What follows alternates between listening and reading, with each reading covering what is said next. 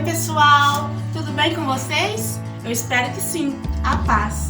Com o testemunho de hoje, nós iremos aprender o que está escrito em Provérbios 22:6, que diz: instrui a criança no caminho que deve andar e quando ele envelhecer, não se desviará do caminho. Espero que vocês sejam abençoados. Em nome de Jesus.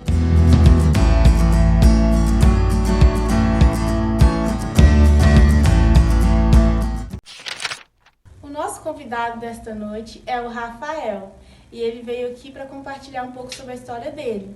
Fica à vontade. Boa noite, Geração Forte. Aqui quem tá falando é o Rafael. E hoje eu tô num programa aqui muito bacana, proposta da galera aí muito boa. Tô com um apresentador aqui que é muito melhor do que aquele barbudo que fica comigo aqui no sábado.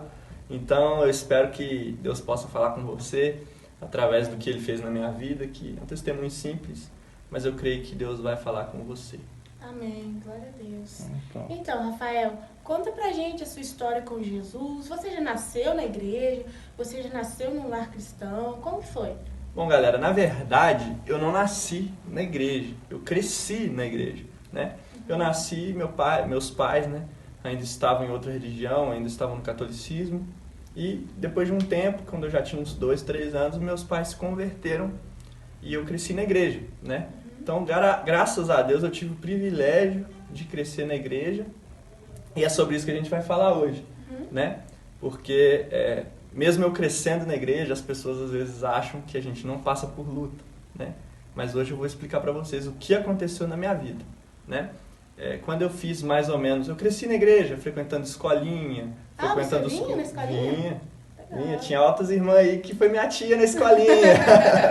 E qual foi a importância para você de participar da escolinha? Muito importante porque eu creio que hoje é um dos departamentos mais importantes da igreja, porque você coloca na mente da criança preceitos morais, convicções bíblicas na cabeça da criança. Sim. Então ela já cresce com uma convicção de fé, uma convicção moral, muitas vezes, Sim. com uma convicção pautada na palavra de Deus. Né? Então eu creio que isso é importante para as crianças, né? E é o versículo que você citou no início, né? Ensina a criança no caminho que deve andar, né? Então a escolinha tem esse papel de ensinar a criança a caminhar com Jesus. Né? Muito importante. E para mim foi muito importante. Né? Algumas situações que eu vivi um tempo depois, na escola, né? No trabalho, eu sempre me recordava dos momentos que eu tive com as tias de escolinha. Né? Com as palavras, com as mensagens, né? Trazidas de forma bem simples, né? Com simplicidade, com amor, com dedicação. Então é um ministério que nós temos que valorizar na igreja.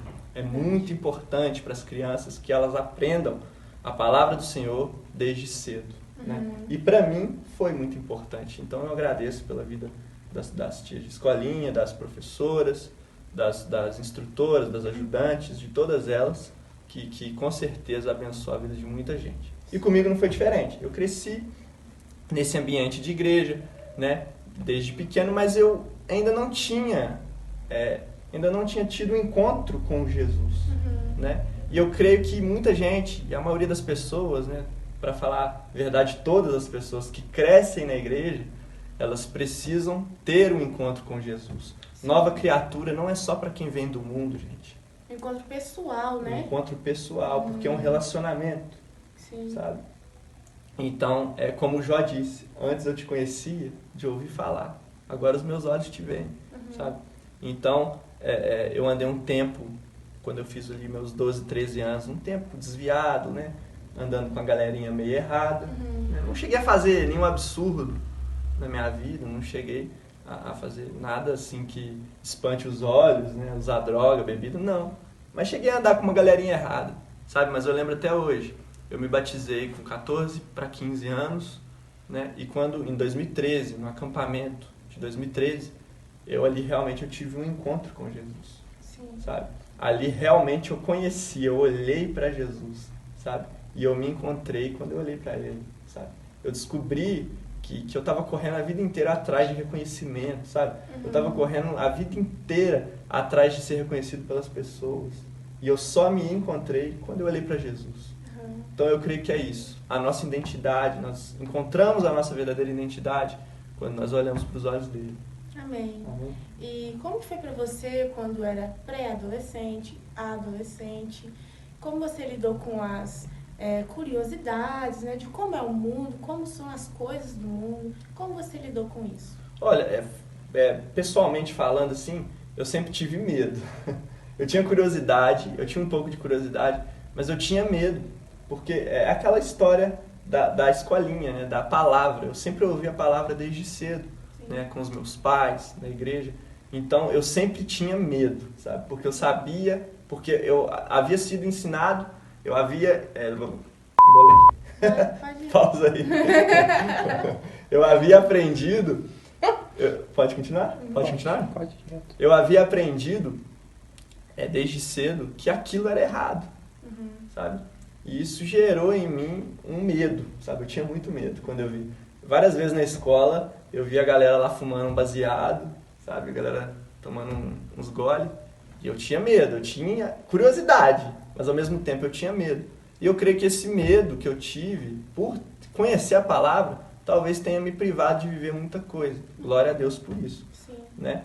Mas eu tinha... tirando essa parte de curiosidades do mundo, eu tinha alguns complexos interiores que eu creio que, se não fosse o Espírito Santo na minha vida, eu estava perdido hoje. Né? E o principal deles é a timidez. Sabe? Eu sou uma pessoa extremamente tímida. Só que hoje o Espírito Santo ele conseguiu me moldar a respeito disso. Sabe? Hoje eu consigo lidar com a minha timidez, entender que eu sou tímido, mas entender que Jesus quer me usar para falar. Sim. Sabe? Se você é tímido, entenda. Jesus tem um propósito para você. Ele quer te usar nessa dificuldade para que as pessoas reconheçam que Ele é Deus. Amém. Sabe? É uma frase que eu gosto muito, que Deus ele se manifesta nas nossas vidas, nas nossas impossibilidades. Sabe? Não existe fé em meio às possibilidades. A fé ela nasce em meio às impossibilidades. Amém. Quando é impossível para o homem, nasce a fé, porque o homem sabe que depende de Deus para viver aquela situação. Então eu creio que Deus agiu na minha vida por meio dessa impossibilidade. Eu sempre tive dificuldade de me expressar, eu sempre tive dificuldade de falar. Eu era muito tímido, eu travava na frente das pessoas, sabe? Então esse foi um complexo que eu creio que Deus trabalhou na minha vida, a timidez, né? Então Deus foi trabalhando, glória a Deus, hoje eu consigo lidar melhor com isso, né? Hoje, graças a Deus, eu consigo falar, né? Eu consegui fazer minha faculdade para a glória de Deus, eu consegui, durante os 5 anos, consegui ser um bom aluno, né? Enfim, né? Eu creio que esse foi o maior complexo que eu enfrentei na minha juventude, na minha pré-adolescência, na adolescência e na minha juventude. Né? E Foi você muito disse difícil. a respeito de sentir medo, né? Mas eu creio que conforme você foi amadurecendo, este medo virou um temor, né? E isso fez com que você permanecesse na presença de Deus. Não por medo, mas por temor e respeito, né?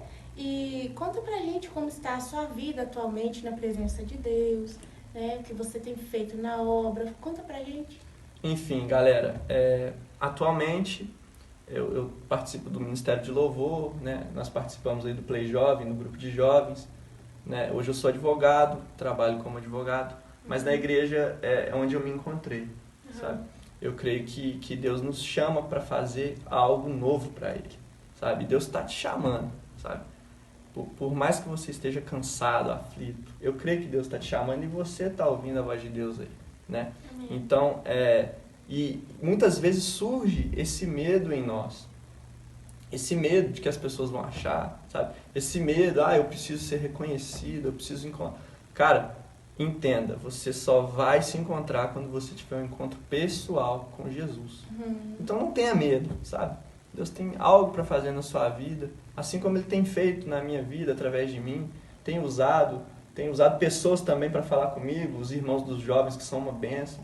Né? Hoje eu sou muito grato pelo grupo de jovens, sabe? Tem sido um grupo muito participativo, sabe? As pessoas têm participado, os irmãos têm ajudado. Então, galera, se você nasceu na igreja, ou se você nasceu no mundo, eu só sei de uma coisa, Deus tem um plano para você. Se você está aqui hoje, é porque Ele quer fazer uma obra na sua vida, sabe? Eu aprendi uma vez que não há bagunça que Ele não possa consertar, sabe? Sua vida hoje pode estar uma bagunça, sabe? Sua mente hoje pode estar repleta de incerteza, de insegurança. Cara, mas se entrega para Ele, porque Ele tem palavras de vida eterna para você. Amém. Então, é mais ou menos isso, né? Deus tem nos usado aí para trabalhar para a obra mesmo. E eu não escolho muito, não. O que tiver à disposição aí, a gente gosta de fazer, gosta de ajudar os irmãos, né? E tem sido assim minha vida atualmente, para a glória de Deus. Amém. Amém? Muito obrigada, Rafael, por compartilhar com a gente, né? Um pouco sobre a sua história. E que Deus abençoe vocês. Posso falar um último versículozinho? Pode. Galera, dentro disso aí que a gente está falando, tem um salmo que eu gosto muito, Salmo 126. A palavra de Deus fala: quando Deus restaurou a sorte de Sião, estávamos como quem sonha. Né? Então, eu creio hoje, quando eu me recordo do milagre que eu vivi, eu me sinto como se eu estivesse sonhando. Para mim é um sonho viver o que eu estou vivendo hoje, sabe? Então entenda, Deus tem algo novo para você. E quando você viver o novo de Deus na sua vida, você vai se sentir sonhando, porque vai ser maravilhoso. Amém? Então não desista dos planos de Deus para sua